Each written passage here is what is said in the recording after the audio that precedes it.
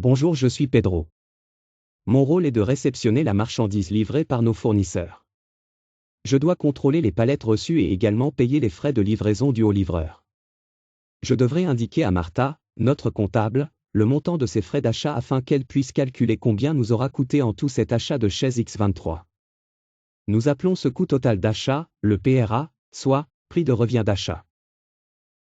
Tous les frais liés à l'achat sont considérés comme des frais d'achat. Sur cette facture, que vient de me remettre le livreur, nous voyons que nous avons des frais de transport et d'assurance. Parmi les autres frais, nous pouvons également avoir à payer des taxes douanières, des frais de port ou autres. J'ai payé cette facture au livreur et je vais la transmettre à Martha afin qu'elle la comptabilise. Dans cet exemple, le livreur m'a remis une facture avec le montant à payer. Parfois, je dois calculer moi-même le montant des frais d'achat.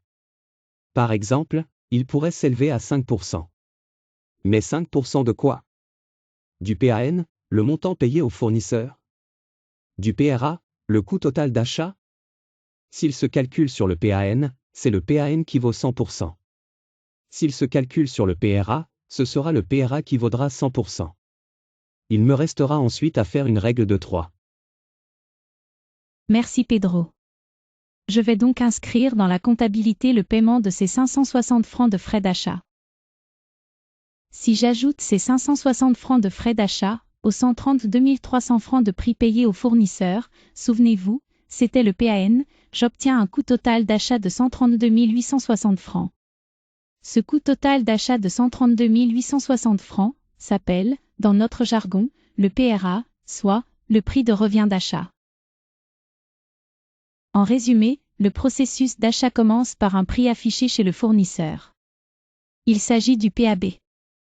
Marc a négocié et obtenu un rabais.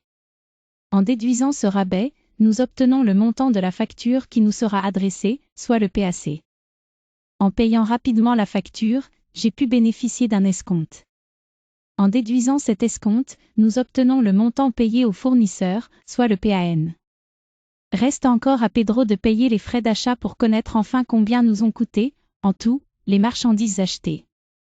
Ce coût total d'achat s'appelle le PRA, soit prix de revient d'achat. Avec le PRA, la phase d'achat des marchandises se termine. Il nous reste à fixer un prix de vente, en tenant compte des différents coûts de fonctionnement de l'entreprise et du bénéfice net souhaité. C'est Amélie, notre cadre commercial, qui vous en parlera. Je vous retrouverai plus tard car j'ai encore d'autres rôles dans cette aventure. Merci et au revoir.